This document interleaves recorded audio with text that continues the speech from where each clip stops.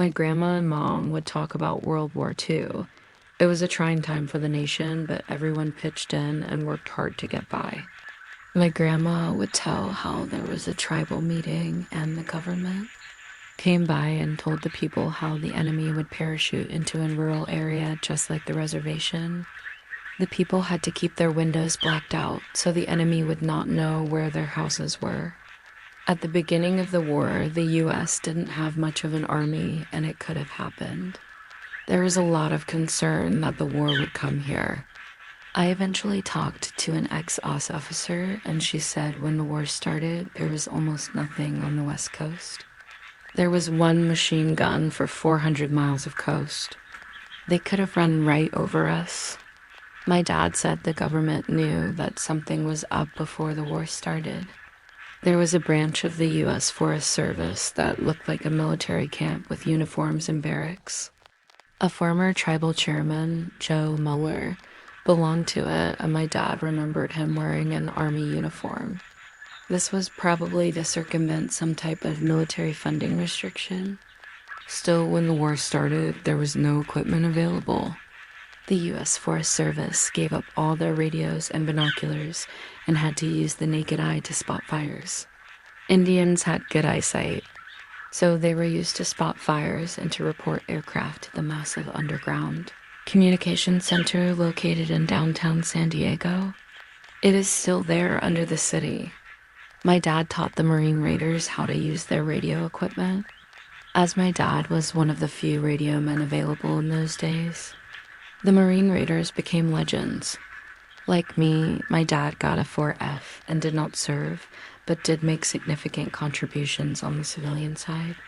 My grandma remembered the soldiers marching through Verona singing, "Your girl was there when you left? You're right, your girl was there when you left." She would wonder how many of those soldiers would ever return. She would refer to the soldiers as our boys. Eventually, my grandma and mom went to work in the factories downtown. They made fighters and bombers. My mom would eat lunch alone because the white people ate together and the Mexicans ate together, but she had no one to eat with. She would climb into the cockpit and eat her lunch. There were women for Tijuana working there. They crossed the border every day to work in the factories. The white people seemed to resent the Mexicans taking jobs, so they didn't speak to each other much. One day, one of the white ladies said to my mother, "Doesn't it take you Mexicans a long time to get over here to work?" My mother knew it was a snide remark made to make her feel bad if she was a Mexican. My mother replied proudly, "I am not a Mexican. I am an American Indian." The white ladies all took a kind interest in my mom after that. They asked her about her tribe and would even greet her in the morning. Everyone knew that my mom was a real American. My grandma was very serious about her work. She took a great pride in being a riveter and getting the plans out to our boys. She worked fast and furious and get the planes out before the war came over here.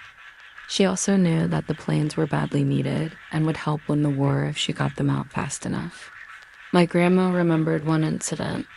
The lady inside the plane was supposed to wiggle the rivet so she could apply the riveting gun and secure the rivet.